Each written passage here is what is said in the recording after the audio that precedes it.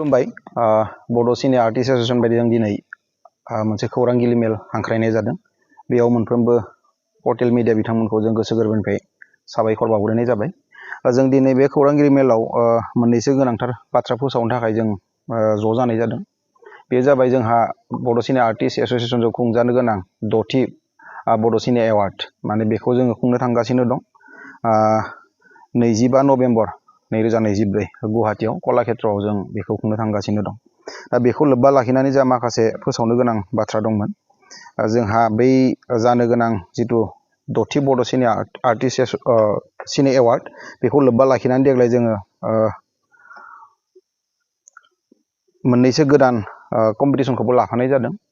बेखौ लानायनि सिगां जोङो बै सानखालिनि सानसे सिगां जोंहा भइस अफ बड'स सिंगिं कम्पिटिशन दं। बेखौ जोङो 24 नभेम्बर खालि जागायगोन। जागायनानै जोंहा 25 नभेम्बर खालि बेयो फुङाव फाइनेल कम्पिटिशना जागोन। बेनिफ्राय जोंनि फारि फारि जोंनि हाबाफारिया सोलिलांगोन। आरो बेवहाय जोंहा जोंनि जा एवार्ड राननाय हाबाफारि बेयो 4 बाजिनिफ्राय जागायगोन, मोनासिम बे जागायगोन। आरो बेखौ लोब्बा लाखिनानै जों थांनाय बोसोरफोरनि बायदिनो देग्लायबो बे एवार्ड सेरिमनिखौ खोब गाजा गोमजायै खुंनो लादों। आरो बेवहाय जों कम्पिटिशन हिसाबै जोंनि जा फिसार फिल्मनि कम्पिटिशन दं बेखौ जों बोसोर मोननैनि लानाय जादों। बे जाबाय 2023 आव ओंखारनाय फिल्म आरो 2024 आव ओंखारनाय फिल्म। बे बोसोर मोननैखौ लानानै मोनसे एवार्ड जोङो होनो थांगासिनो दं। बेजों लोगोसे शर्ट फिल्म कम्पिटिशना जोंहा दंखायोमोन। देग्लाय जोंहा 3थि बड' शर्ट फिल्म कम्पिटिशन जागोन। आरो जों देग्लाय बोसोराव मोननै इभेन्ट्स कम्पिटिशनखौ जों बारायबावनाय जादों। बे जाहैबाय आदार देन बड' लेंगुवेज बेनिबो जोङो मोनसे शर्ट फिल्म कम्पिटिशन लानाय जादों।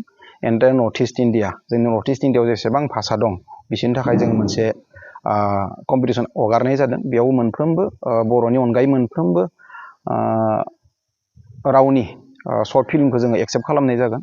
आरो एखे स्टाइलावनो जोंनि जिथु शर्ट फिल्म बड' शर्ट फिल्म कम्पिटिशन एखे स्टाइलावनो जों बेखौ खुंनाय जागोन। बेखौ जों देग्लाय बारायदेरनाय जादों। बे जागोन गिबि। आरो गिबि मोनसेबाव बे जाबाय बड' मिउजिक भिडिअ'। जोंहा मिउजिक भिडिअ'नि कम्पिटिशनखौ जों थांनाय समफोराव जों खुंनो हायाखैमोन। देग्लाय बोसोराव जोङो मिउजिक भिडिअ'निबो जों मोनसे कम्पिटिशन लानाय जादों।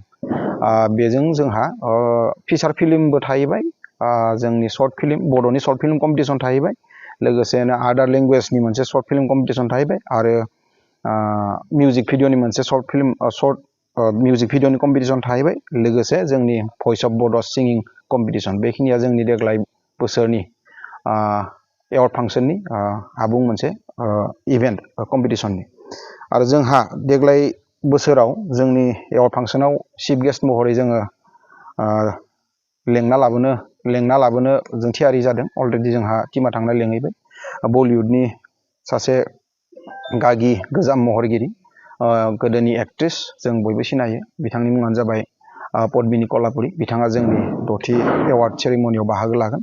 जों बेखौबो फोसावनो मोननानै दिनै गोजोननाय मोन्दों।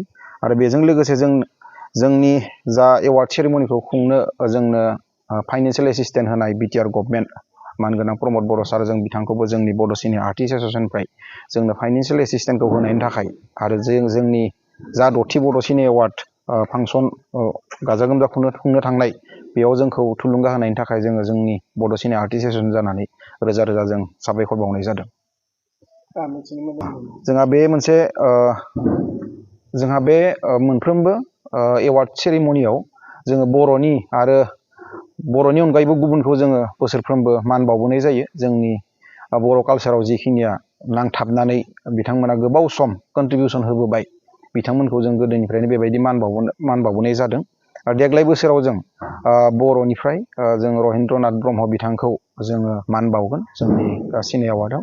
आरो बेजों लोगोसे जिहेतु देग्लाय बोसोराव जोंनि बिटिआरनि बाहेरायाव जागोन जोंनि बड' फिल्म एवार्डआ, बेवहाय जोङो जोंनि बर' फिल्माव बा जोंनि मिउजिकआव बर' कालसाराव कन्ट्रिबिउसन होनाय जों बयबो मिथिगौ मुंदांखा रोजाबगिरि जुबिन गार्ग बिथांखौ जोङो मान बावनो थि खालामनाय जादों।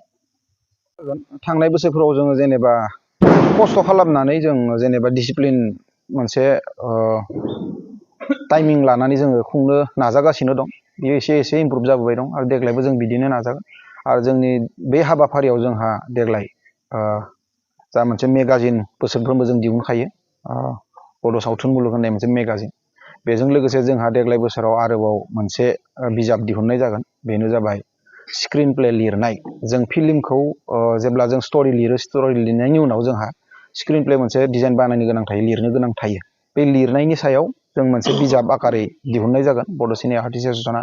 आरो बै बिजाबखौ जोंनि भाइस प्रेसिडेन्ट बिसानि मानगोनां मदाराम सार बिथाङा लिरनानै दिहुनदों। आरो बिथांजों लोगोसे जोंनि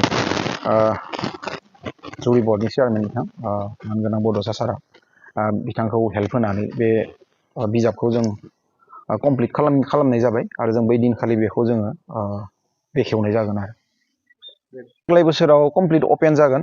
जोंहा थोजासे जखानि सिट दं, 1000सेनिबो बारा जा सिट दं। जों बेखायनो मोनफ्रोमबो जिल्लानिफ्राय जा आनलिमिटेड जों आर्टिस्ट जों बरायनाय जागोन, माने लेंहरनाय जागोन। आरो बेजों लोगोसे खाथि खालानि रायजो राजाफोराबो थांनानै बे प्रग्रामखौ नायनो हागोन, आरो नायनो सुबिदा दं। कमप्लिट अपेन आरो बे सानसेनि हाबाफारि लानानै जों प्रग्रामखौ खुंगोन।